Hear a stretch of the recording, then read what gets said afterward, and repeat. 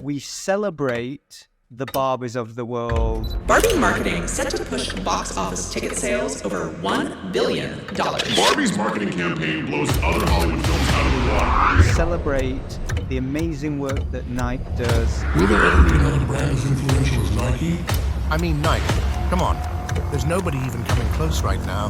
Yet, probably not practical for everybody else. Do you believe that culture beats resource and talent in marketing? Yes. Yeah, I doubt. So, I'm going to do something I don't often do. I think you're wrong. I'll tell you why. Wrong. Sorry, what was that? Wrong. I think loyalty is a weird word. It's a weird word. If you have distribution, you have no excuse not to win. To win. Memes and Machines, a podcast for marketeers, entrepreneurs, or anyone that is interested in the attention economy, hosted by myself, Oliver Yonchev, and my co-host, Catman Cattle. Today we had a killer episode, covered so much. We started by telling the story of survivorship bias, a term that was coined back in World War II and is just as relevant today in marketing. We talked about CGI. We're seeing company after company. Is it real or is it fake? Does it even matter? We dive into loyalty programs. Are loyalty programs just about laziness and implied choice, or are they providing real value and loyalty? We dive into a big debate about AI. AI is changing everything. There have been updates from ChatGPT that will literally blow your mind.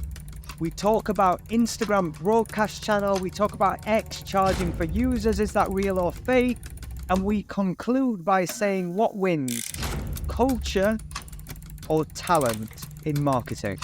As always, lessons for everybody who's building, growing, using social media to reach new people. This is the place to hear it.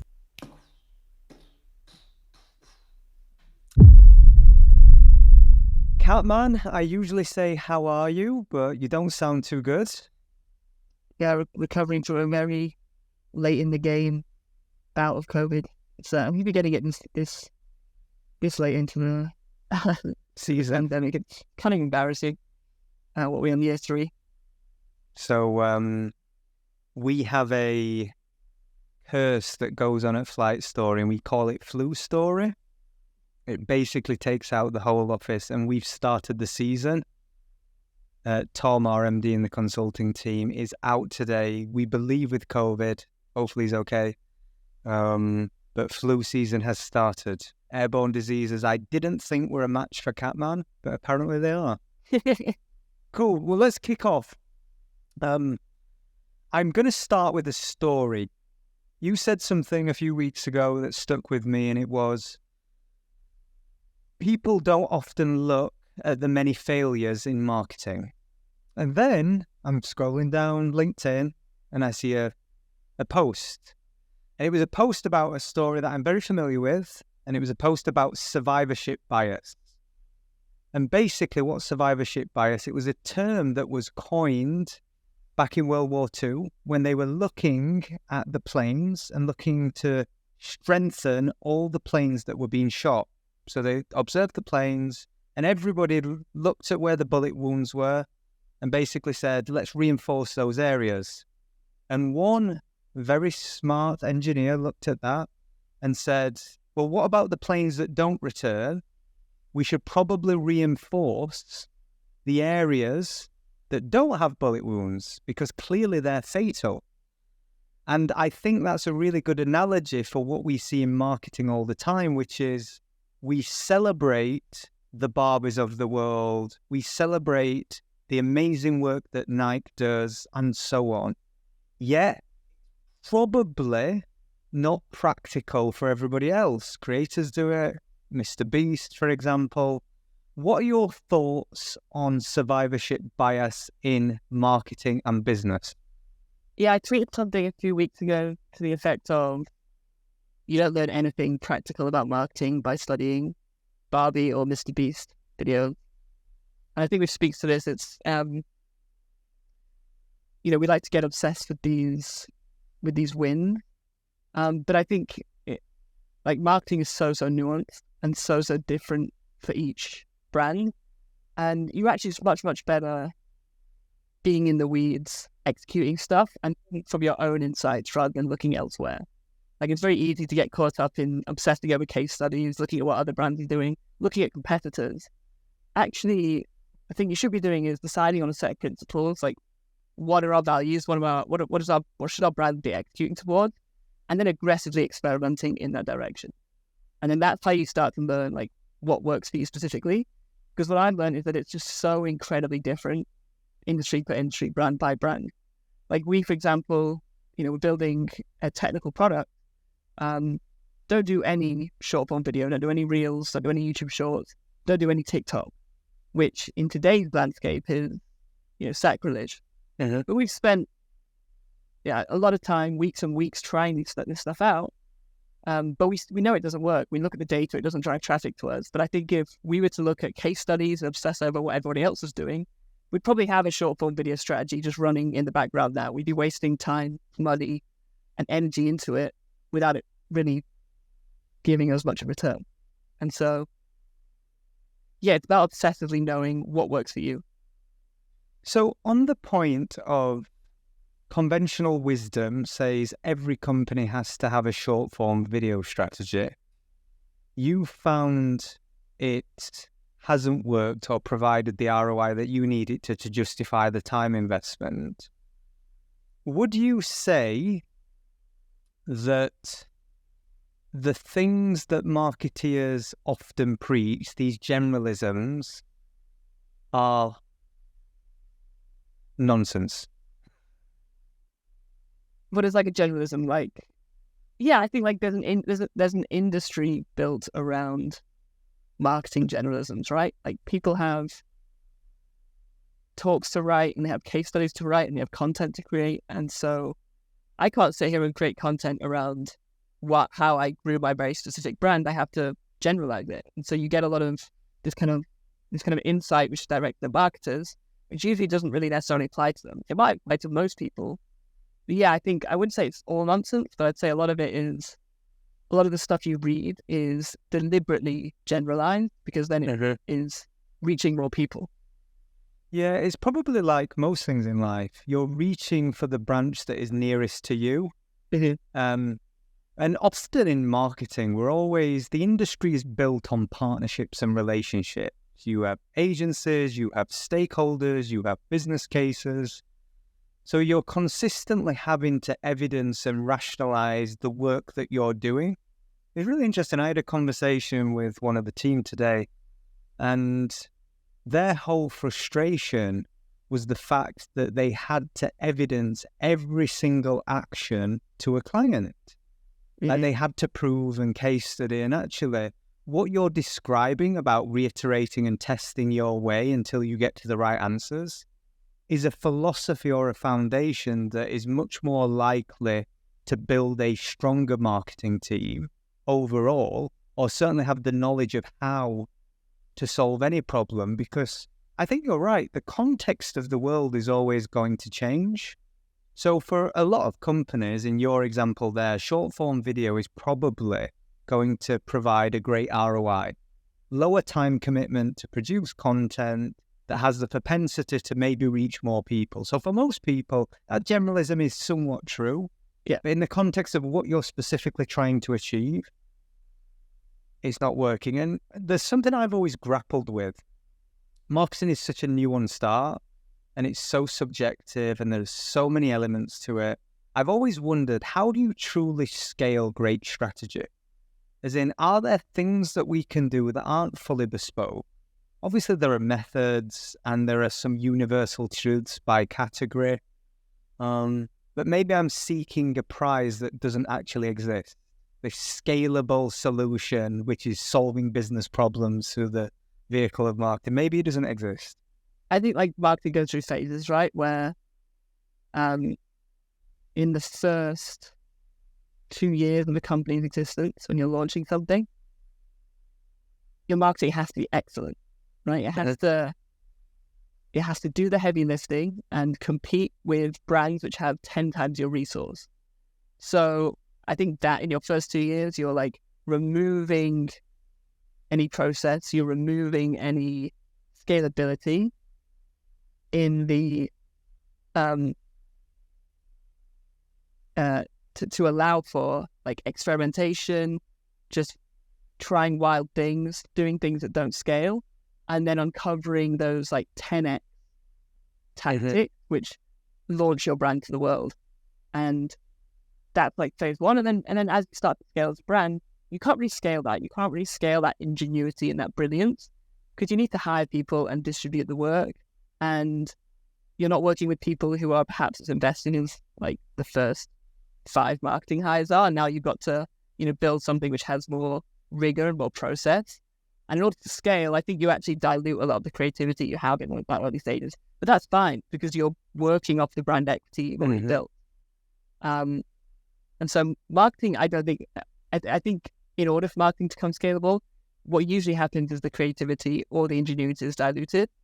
But I think as long as you can instill some principles, then you can keep some of that magic. It's just a matter of building it into the culture. Yeah, I think that's an important point. And I will say, as companies get larger, there are often safe spaces to be creative.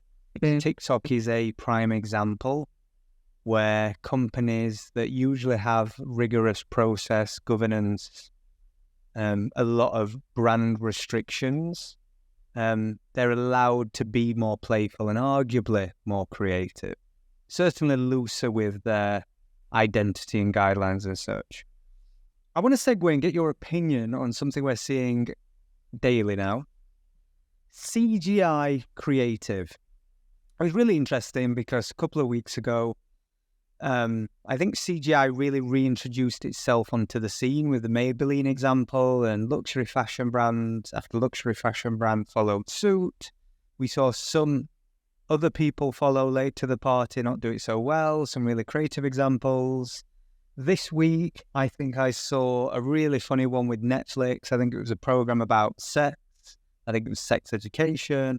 And they basically put a condom, CGI condom, on this landmark, which I thought was hilarious. But really executed, well done. We've seen sneakers, we've seen it all. Then I saw I believe it was a Marc Jacobs tote bag in New York. And everyone just went, oh, another CGI, this is cool. Turns out it was real, right? So the debate lasted, instead of lasting like a day or two, it lasted maybe a week, right? Is this real? Is it fake? It became a talking point. My question to you, firstly, A, what do you think about CGI in marketing?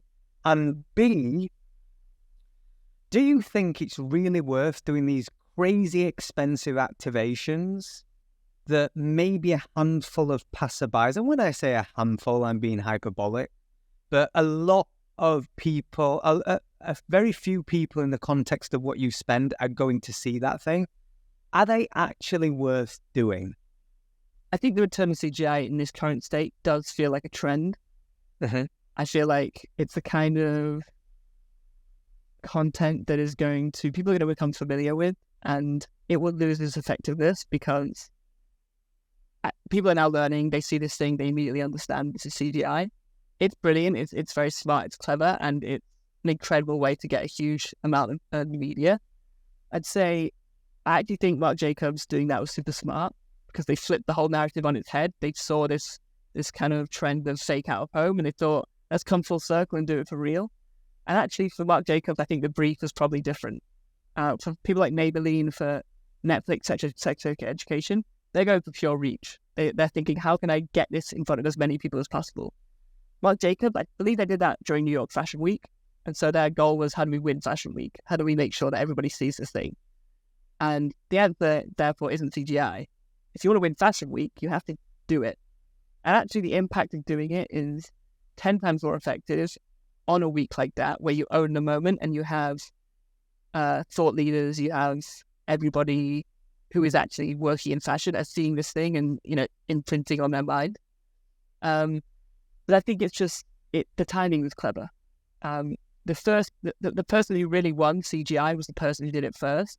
And the person who really won doing it in person was Marc Jacobs, who did it for real, while everyone was doing CGI. So it's big when everyone's out, that kind of thing. I think you're wrong. I'll tell you why. A, because there is no way in hell they pulled that off in response to CGI becoming popular in the last month.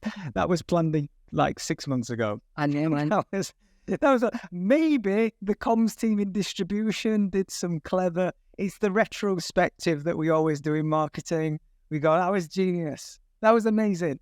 That was lucky. It was a great installation, though. I'm not going to knock the team that did that because it was very impressive. And you are right. There is no point, if you're going to take a big bet like Fashion Week or the Super Bowl, you can't go in half. You're either all in or you're not in at all. So I generally agree with that sentiment, but I think it was hella lucky. That particular case was lucky context. It worked with you in the time. What do you think of loyalty programs? I'm going to tell you why, because I read a tweet, and I want to read it verbatim because I think it was powerful. And then I want to get your take. It said, loyalty programs are not about loyalty, but about laziness and implied choice. What do you think? Loyalty programs, are they really about loyalty, company brand loyalty, or are they really about removing choice from people? I think loyalty is a weird word. It's quite it comes with a lot of baggage. Yeah, I'm loyal to my family. My dog is loyal to me. I don't think I'm loyal to my favorite salad company. If another salad company that launched a similar or better product popped up next door and was $5 cheaper, I would probably order from there. But living in the US, I will tell you that loyalty programs are incredibly effective, and I think in a lot of ways can be genius. The difference is because they become so ubiquitous and every single brand has a loyalty program. It's now about how you design it, how you win in terms of playing on the psychology of why people buy things. Most loyalty programs actually, I believe there's some crazy stat, like the average person signed up to 8 loyalty programs and 6 of them they completely abandon. And so there's this like desire for them. There's just like so many competing programs right now. It's all about like how do you design it in the best way possible. I wouldn't say laziness though. I would say like it's more just it's become so ubiquitous that everybody has one thing, each part of their life, but they haven't really. I don't know how many people actually use them beyond that. Yeah, I think laziness is an extreme word, but in a world where we are burdened with choice, removing options is a smart thing to do for businesses. If you look in, I don't know, the restaurant industry, the outlier successes always have, and certainly have in the last decade, really limited choices. Mm-hmm. However, removing choice is something that companies need to do more of, particularly in our digital worlds. We've become accustomed to having everything, and I think it's increasingly important to do so. I want to ask a question on loyalty and just stay on this topic for a second.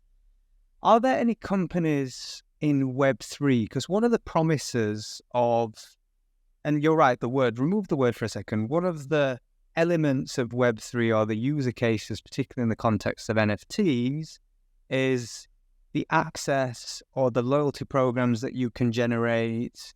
Great example, Starbucks. You can track everyone's purchase, custom data, know everything about a person based on their behaviors, and then gift them, airdrop them a voucher that allows them to, go get coffee or whatever. Give me some examples in Web3 of great loyalty programs. Yeah, we see it's kind of a no-brainer use case for blockchain technology. Lufthansa, the airline, have launched their loyalty program on Web3. Etihad, the airline, are also launching on Web3, and Starbucks, the one you mentioned, is the big one. The main key difference here is that consumers aren't being locked into this ecosystem. They're able to claim tokens or claim points or claim rewards that they can trade or sell for real money. And so there is not this kind of unclaimed points, which Starbucks has. I believe it's like, I'm going to Google it so I don't get this wrong. Unclaimed loyalty. I believe they're basically a bank now, right? $181 million worth of unclaimed Starbucks loyalty points every single year.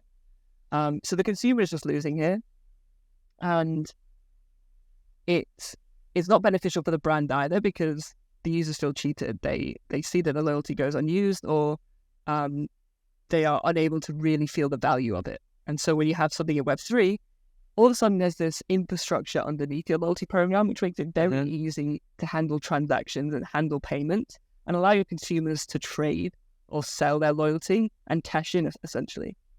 And we're seeing it now. Go on, sorry.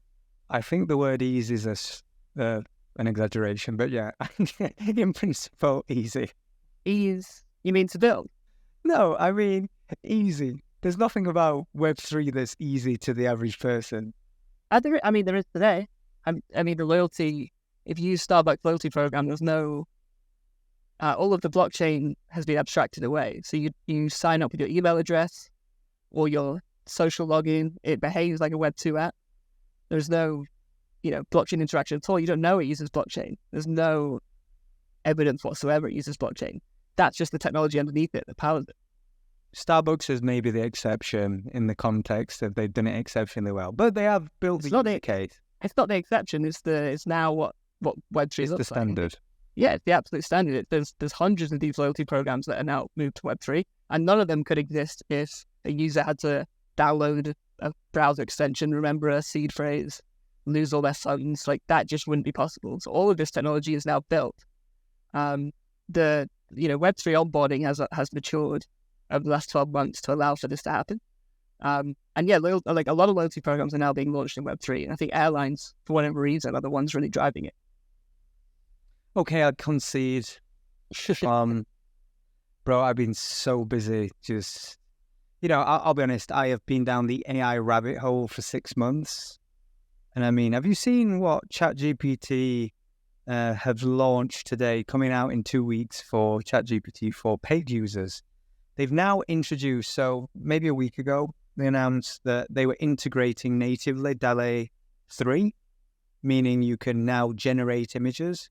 Mm-hmm. They're now introducing another level up where I can insert voice notes, I can speak to ChatGPT, I can input an image and say, hey, can you tell me how to fix this? And I will get instructions exactly how to do it based on the image and the prompts, the thing I'm saying. It really is having a level up, and the number of user cases, it actually gets me thinking more broadly about the opportunity that exists for these application layers. So people are building so many interesting, cool things in the space, but then ChatGPT is just doing it better. It's just like, it feels like the Google, like the behemoth that's just absorbing these really functional user features, and it becomes somewhat of a zero-sum game in some respects. Tell me what you're excited about in AI. Yeah, I'm a big user of Midjourney, which is the image generation app, but it's all run through Discord. And so the whole user interface is through Discord. It's far superior in terms of the images it produces than DALL-E, but yeah, ChatGPT has the UI that people can use. They've made it very easy for anybody to jump on and use these things. And so they have the distribution that will allow them to win. Whereas Midjourney has kind of cornered themselves in Discord, and people aren't going to jump on Discord to use this thing. Only real power users will. And that's really interesting. I think we're still trying to figure out where it's useful for us. Scaling content has been a huge area of focus. Mm-hmm. We just started, so we have a big YouTube channel, put a lot of hours into these videos. But we have obviously an international product. And so what AI has allowed us to do is now start dubbing all of our videos directly into new languages. So Spanish, we're working on Japanese right now. The crazy thing is it isn't just dubbing, it's changing the shape of our creator's mouth so that he's lip syncing in these native languages. So it doesn't look like, the kind of dubbing from 90s toothpaste adverts. It looks like we now have a Spanish creator who is legitimately saying this stuff. We tested it with our Spanish-speaking team members, and it's completely accurate. And so, we now have distribution in as many languages as we need for all of our content. And then, the next step now is we're also training a model on our creator in, obviously, native English, so that we can, our biggest challenge creating YouTube videos is how do we scale? We know our content format, we know how to grow, we just need to do more. And so AI, we're now trying to figure out how do we just generate videos using the voice of our creator, using a script that we can plug in because it's much quicker to write something, and then having it spit something out. And so that's what the team is working on now. How do we use AI to tackle that? But I think this is what we're going to see is not AI replacing content teams, but scaling them significantly. Yeah, I have the same belief. Are you referencing HeyGen? Is that the tool that you've been using? No, it's something, I can't remember the name, but it's being built out of the Founders Inc. lab. So it's incubated by our team. It's one of the incubators. Yeah, the HeyGen's very similar. There's a lot of people building, and it does two things. It can take just a few seconds of your voice, the synthesis, and the subtlety in how, we did some testing earlier this week, again on Spanish, and the native Spanish speakers in the team did say that. They were like, it's fascinating, and it actually gives a regional accent in Spanish. Yeah. So Isaac was messing around in our studio in Manchester, slight accent, but it actually builds in the accent, which is absolutely fascinating. And look, Spotify today released alongside DOAT language synthesis, meaning they're going to embed that within creators. Language is no longer going to be an issue, and it was one of the biggest challenges of scaling content internationally. The interesting thing about language is universal. What we are doing now is we're breaking down every field. So we're doing text to video, we're doing video to image, we're doing text to image, we're doing sound, audio to text. We're doing every possible language field is now interchangeable. So language has been removed completely. And the interesting thing is where this provides incredible breakthroughs is in things we don't often talk about enough in marketing. I think we sometimes trivialize this technology because our DNA is a language. I'm writing a talk at the minute, and I was doing a lot of desk research on the art of possible right now. There are three things that I think are wild. Number one, AI is able to scan and identify certain types of cancers with a greater accuracy than human beings on average. AI is being used right now to identify weather patterns with a 10,000 times greater accuracy than previous models allowed. They're using AI in remote locations without an internet connection to teach young people and children literacy and numeracy. It really is. We talk about Midjourney, I did some cool designs, or I'm getting scale content. But when you actually think out of our field, you go, shit, this is about to get really wild. Yeah. But yeah, I agree. We've integrated everything in our workflow, and I've become a little obsessed with automation as well. What can I remove from my day and automate? I had dinner earlier with a friend, and they basically said they use their Firefly to take meetings for them on their behalf.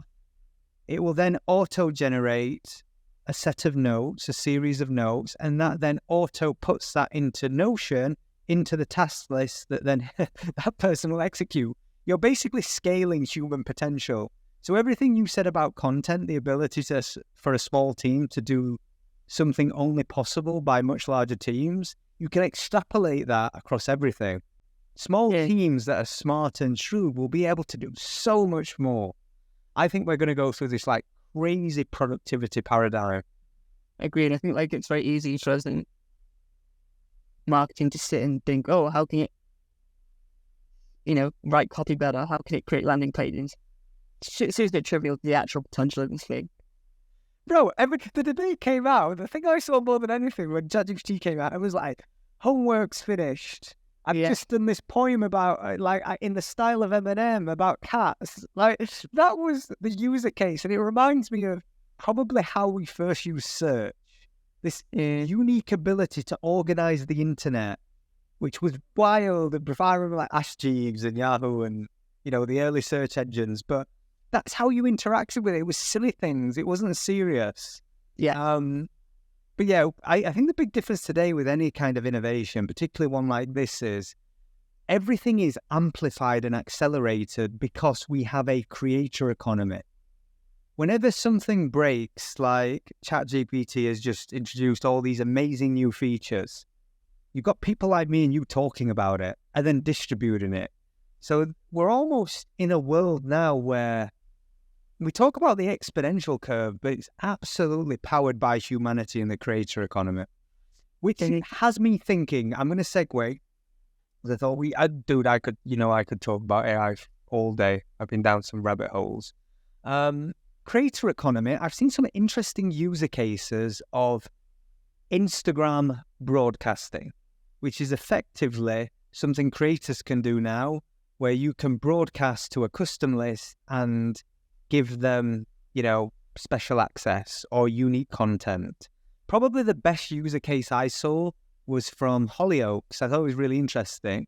They went on, created a community and a broadcast list, asked people to sign up, and they started playing games. And one of the games that they played was, guess who this actor is? Or it was something to that effect. And I remember just thinking, there's kind of some cute, novel ways of interacting with audiences and giving them, I suppose, some form of unique value. What do you think? Do you think Instagram broadcast channels are going to be huge and be a massive vehicle? Or do you think this is just another feature that will land in obscurity in the not too distant future? What we're saying? I think Instagram threads just dropped to, I think we're almost at 1 million daily active users, probably going to drop to 900,000 next week. No comment. Look, the way I think about this is like, if I'm a creator, what is there value in further diluting my message? So like, I have this new channel, broadcasts, I can reach a portion of my audience on. Why would I put something there that I couldn't just put on my story? We have close friends, right? So that's meant to be our closer circle on Instagram. What is broadcast? Is broadcast text only? But why can't I do that on my story? I'm starting to do, like, I don't know what it's for. And this is what I always ask myself, what are these things for? I think you're right. I think there are campaigns that can be activated for. So can you use this as a special place to reach, your core fans, your core users? I'm going to use it as like a soundboard. I'm going to use it to maybe get ideas for my next product or my next video. I think that's interesting. I think beyond that, I don't see it as a marketing channel per se. But I had a cynical view, I think, to all of these new, shiny new toys, because I think a lot of the time you're just diluting your energy. And I think that a lot of the social landscape, they are quite matured. And it's actually just about consistency and, constantly pushing in the right direction. I think, like, I don't know. I just haven't seen it. I looked at a few broadcast channels and I was sat there looking on. I don't know who this is for or what the point of this is. But maybe I'm not in the weeds as in the weeds I used to be. So what you were describing almost sounds like we're achieving some social media singularity, where new things seem few and far between. Is that possible? The way you were describing that, my mind was just going, have we really maximized innovation in social media? Because you're right, these new things, we either have rebrands of old things, Threads as a rebrand of a text-based application. TikTok, that 2 weeks later, basically came out and introduced text-only posts within their ecosystem. Have we reached a point of singularity where you just have two camps? You have powerful recommendation engines, YouTube's, TikToks, that serve you content, and then places of community, the WhatsApps, the Telegrams, the Discords, and then you almost have a lot of Meta's ecosystem that has scale that just sits in the middle. It's kind of not all in necessarily. I said what's with WhatsApp's exclusion, but you use the phrase identity crisis many times to describe Meta applications. Are we achieving a singularity in social media? It feels like it. It feels like we've exhausted all the different ways we can distribute content. It's very difficult to say, though, because we have no idea what we want. Like TikTok was a great example. Nobody could have predicted that we wanted vertical, scrollable, 30-second videos, and then now, we mainline it into our bloodstream. The same goes to Snapchat. No one could have predicted that was the kind of content we wanted to consume. So there's always something around the corner. But no, I think social media will have to innovate in a different way. I think the way social platforms are built inherently will have to change in order for us to see the next wave of innovation. But I have no idea what that looks like. Spatial computing. Maybe shit's about to get hella real. The metaverse is coming for us when we can all afford $3,000 headsets that are apparently very difficult to produce and can't be scaled. I'm in. I'm all in. I watched that video, and I watched that video for the first time, and I was just like, I can't wait to get on a flight and put this thing on. Yeah. That was the one user case. I cannot wait for this. Yeah, so I'm not thinking about that. X, we talk about this weekly because I consider you a person that has long been obsessed with Twitter experts. I consider you, what a line. X charging for users. Elon Musk came out and said, hey, we might do micropayments for users because this is the only way that we can stop the bot apocalypse and destroy all fake users by charging people. Cynics will say that Elon is grasping at finding a new commercial route that isn't reliant on advertisers because he's pissed many of them off. What do you think? Is there a social media world that we pay for? I think Twitter's maybe the one example where you could always view it as a public service. It's somewhere where we procrastinate. It's somewhere that we mess around on, but it's actually somewhere that's hugely valuable in moments of distress or, in big world debate. Twitter's usually the first place people go to, so you can see it. It does bring that kind of tangible value to the world. But I don't think you could ever really expect people who use something for free now to suddenly start paying for something. I think Elon is probably starting to figure out, starting to kind of sweat a bit, like, how do I really generate serious revenue with this? How do I generate something scalable? How do I capture the value that it was killing there? But I don't know if that's the answer. I think there's probably a much deeper plan here, and we're starting to see it with the creator monetization, but people are now getting paid out more. So I think what he's probably doing is, how do I just get people more comfortable with spending money and receiving money on this platform? How do I make transactions more regular? And how do I put more buy buttons on the website? I think one potential prediction I can see with Twitter is for them to launch their own currency, their own cryptocurrency in the future. It's something that people have considered. Some kind of token which people trade and are rewarded with for their creation. And so that can happen programmatically. The way that Twitter currently pay people is very clunky. It had to be done almost kind of manually on their end. If they could pay people out instantly and without having to, figure out how much people are distributed through complicated algorithms. I think launching their own token could be what happens in the future. But it feels like a rumor. I don't know how true it is. Mm-hmm. Okay, I'm going to go down a rabbit hole because I think it's worth doing. what if I envisage a real problem in the not too distant future between distinguishing what is real and what is fake? Verification. And right now, our digital ecosystems aren't built, certainly at scale, to solve the problems we're going to have with the commoditization of content and deep fakes and manipulation and bots. The platforms aren't fully equipped to deal with that right now.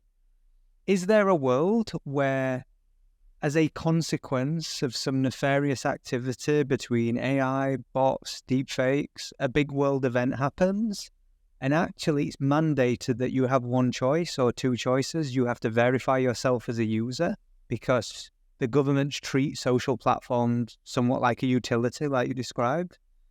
Or is there a world where a solution is a form of small transaction because we can remove friction, not in the current financial system, but through a cryptocurrency vehicle where it's a nominal fee that can verify, there is a person on the other end. There's a cost barrier. I do see a world where that could happen, but I feel like something tragic would have to almost light that fuse, that explosion. I mean, yeah, I don't think we're far away from that happening. So I think it's time to get the tinfoil hat on. Bro, my mom is the sweetest person in the world, but she is a conspiracy theorist by everyone. We get into so many debates about everything. I love her to bits, and she's genuinely like the kindest hearted person. But I also believe she has an inclination to believe the most extreme of conspiracies. On that note, I want to sort of finish on one thing. I haven't told you before we just quickly recap to the start of this thing. I want to do our debate of the week or our controversy of the week, and I'm going to bring something to you that you're going to like. Brighton. Football. You like your football? Yeah. I'm going to mention another word. Manchester United. Another club spends a lot of money. Brighton doesn't spend a lot of money. We talked about small teams being able to do things that much bigger, more well-resourced teams can do. Do you believe that culture beats resource and talent in marketing? Go. Yes. Yeah, down. That's it. Culture will beat resource. So you're going to outwin Coca-Cola in marketing because you've got a better marketing culture. I mean, if I was competing against Coca-Cola, then sure, but I'm not. No, I think that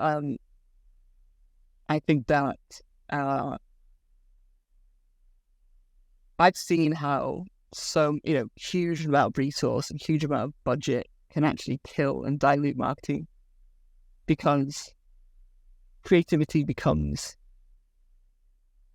not creativity, rather the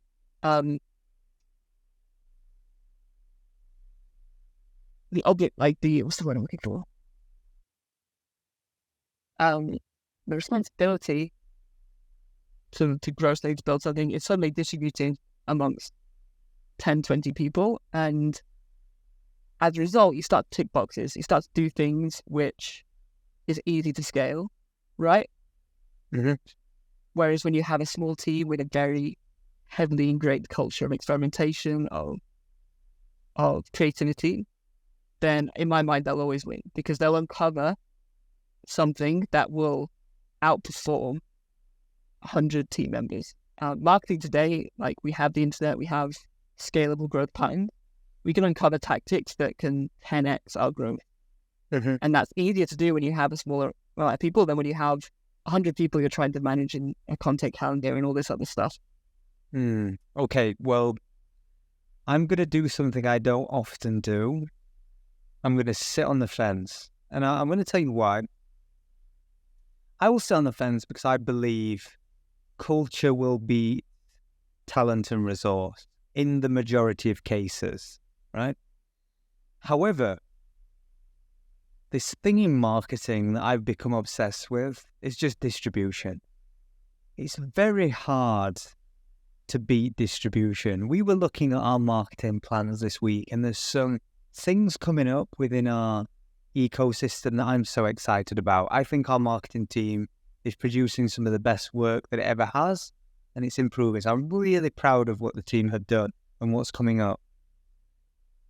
But when I reflect on the data, I go, every time we win is when we get the team internally excited about something, and we just have our distribution. And I look at companies like Microsoft. I would never herald Microsoft as great at marketing, ever. They're not very good. But they win in so many factors because they have this distribution, this absolute behemoth of a vehicle between partnerships and users to just deploy things that other people can't. So in principle, I think I agree with you that culture beats talent and resource. But there are just anomalies where if you have distribution, you have no excuse not to win. Agreed. But I think just finding as algorithms come into play, we're starting to see organic distribution can actually be killed if you create bad content. So, I see so many tech platforms, especially, they'll have 2-3 million followers on Twitter. They get 5,000, 10,000 views on their post because it's just bad content and the algorithm won't show it to people anymore. So you'll have that, you'll have resources in other places, you'll have distribution in other places, but creativity still wins in an algorithmic-driven world. I can't disagree. And that's a great way to end. Dude, great chatting. Sounds good, mate. Appreciate it. I'll see you next week.